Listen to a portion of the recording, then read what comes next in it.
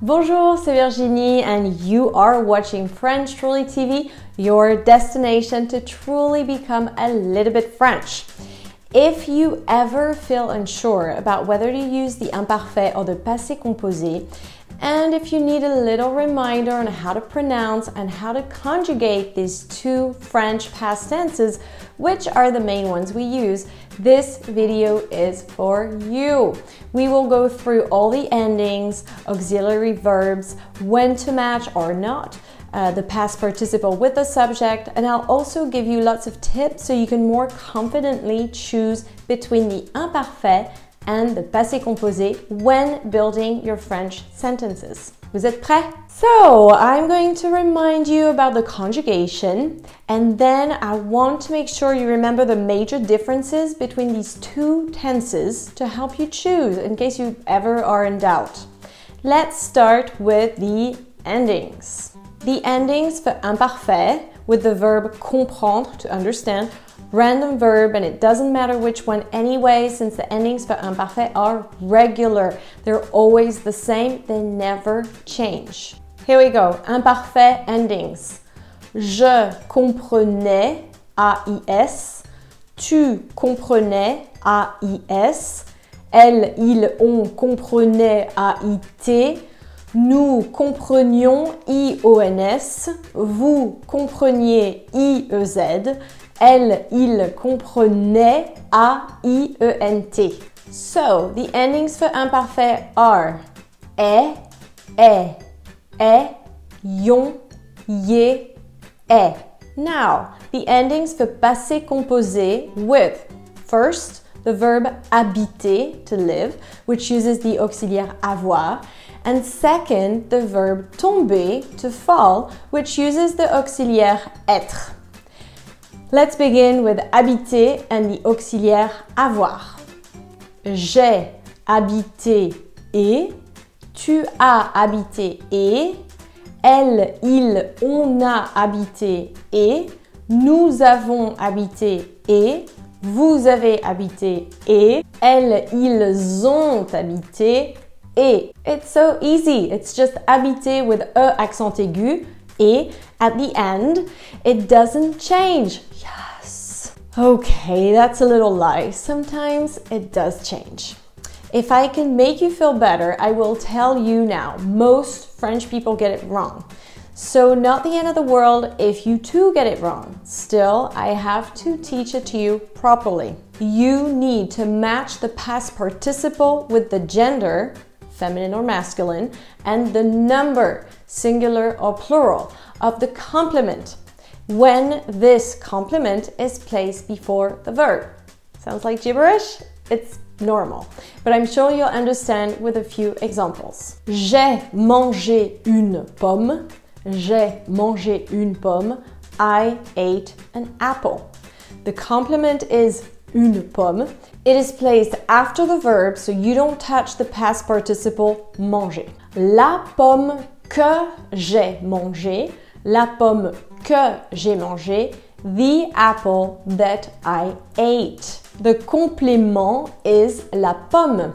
It is placed before the verb, so you match the gender, which is feminine, la pomme, and the number, which is singular, there's only one pomme. So you match the gender and the number of la pomme with the past participle, which becomes manger, accent aigu, the extra is for feminine. Je les ai mangés. Je les ai mangés. I ate them being the apples. The complement is les, that's the pronoun replacing the apples. It is placed before the verb, so you match the gender, feminine, and the number, plural. This time is les pommes, the apples. You match the gender and the number of les with the past participle, which becomes manger, accent aigu, es. Make sense? Let's continue with tomber and the auxiliaire être. Je suis tombé et or et e. Tu es tombé et or et e. Elle, il, on est tombé, et, or, et, e. Nous sommes tombés, es, or, et, es. Vous êtes tombés, et, or, et, e, or, es, or, et, es. It will make sense in a minute. Elles, ils sont tombés, es, or, et, es. It sounds more complicated because you have all these endings, but actually it's easier than with the auxiliaire avoir. When you use the auxiliaire être, you need to match the past participle with the gender, feminine or masculine, and the number, singular or plural, of the subject. Examples. Je, Bruno, suis tombé. I fell. The subject, je, is someone called Bruno. So, you match the gender, masculine, and the number, singular. It's only one man called Bruno, of je, with the past participle, which becomes tombé, et. You don't need to add anything because masculine singular is the standard form for French. Now, je, Sophie, suis tombée, et, I fell. The subject je is someone called Sophie. So, you match the gender, feminine, and the number, singular, again, it's only one Sophie, of je, with the past participle, which becomes tombé et e. Bruno et Sophie sont tombés. Es, they fell. The subject is Bruno et Sophie, so you match the gender, masculine, since mixed always becomes masculine in French, and the number, plural, we have two people now, you match the gender and the number of Bruno and Sophie with the past participle, which becomes tombé et es, masculin pluriel. Make sense? Now, by the way, in case you're not watching this from my blog, go to my blog to watch this because I have written everything down, so it's much easier to follow. Okay, now we're done with endings. Let's help you figure out which tense, imparfait or passé composé, to choose. In general, it's safe to associate passé composé with a specific event or an action that has a clear beginning and a clear ending. Now, imparfait is associated with a description in the past or a lasting action. Here's an image to help you remember these two opposite elements. Imagine a painting or a picture. The foreground of the painting is passé composé. It's the storyline where the action takes place. The background of the painting is imparfait. It sets the scene. I know what you're thinking. That's a little abstract. So how about I give you examples again? Je me douchais quand soudainement le téléphone a sonné. Je me douchais quand soudainement le téléphone a sonné. I was taking a shower when suddenly the phone rang. Je me douchais is imparfait. Le téléphone a sonné is passé composé. I was taking a shower sets the scene. Suddenly, the phone rang is the action.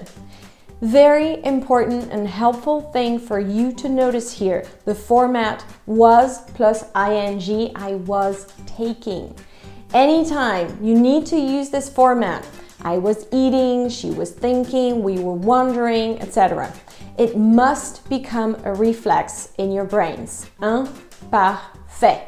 And you see that all express something that lasts in time. Second example. J'habitais aux États-Unis et puis je suis rentrée en France. J'habitais aux États-Unis et puis je suis rentrée en France. I used to live in the US and then I came back to France. J'habitais is imparfait. Je suis rentrée is passé composé. I used to live in the US again makes you feel the length of time, while I came back to France is clearly the storyline. Very important, helpful thing for you to notice here, the format used to. I used to live in the US. Anytime you need to use this format. I used to go to yoga every day. She used to like me. They used to work here, etc. It must become a reflex in your brains. Imparfait. Again, they all express something that lasts in time without necessarily a clear beginning or a clear ending. Descriptions also require the imparfait. You could describe the weather, how you feel, if you're happy or sad or sick. None of these have a clear beginning or ending. I'm not happy from 8 a.m. to 8:30 a.m., immediately followed by sad from 8:30 a.m. to 9 a.m., etc. You get the idea. So let's have a look at examples of descriptions. Hier, il faisait chaud. Hier, il faisait chaud. Yesterday, it was hot.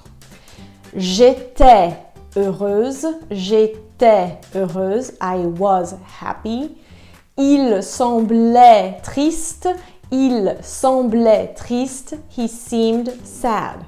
Now, let's have a look at examples of sentences with passé composé so you clearly see the difference. Ce matin, je suis arrivée en retard au travail. Ce matin, je suis arrivée en retard au travail. This morning, I arrived late at work. Je n'ai pas compris ce que vous avez dit. Je n'ai pas compris ce que vous avez dit. I did not understand what you said. All of these events happened at a specific time and then they were over. I didn't remain late all day. I arrived late and that was it. Then I went along with my day. I didn't understand what you said. It's the one time you said that one thing and then you explained it and I understood it. Make sense? If you look back at our initial examples again. Je me douchais quand soudainement le téléphone a sonné. I was taking a shower when suddenly the phone rang. The phone rang. It didn't used to ring. It wasn't ringing for 3 hours. It rang and then I got out of the shower. I picked up the phone. It was over. J'habitais aux États-Unis et puis je suis partie. I used to live in the US and then I left. I just left and then I was gone. I wasn't lingering there for years wondering what to do, half leaving, coming back, leaving again. No, I left and that was it. I really hope that that was clear and helpful. I could go in much more details, but I believe this is good enough for now. And if you master what I just passed on, and if you feel truly comfortable with this, the rest will come naturally. Please share your comments with me on my website, FrenchTruly.com, under the blog tag, where you'll be able to read the entire script with all the sentences, conjugated verbs, endings, etc. If you haven't already subscribed, please subscribe and pass it on to your Francophile French learning friends who might also find this video and channel helpful. This was your French friend Virginie helping you become a little bit French. Merci beaucoup. Au revoir.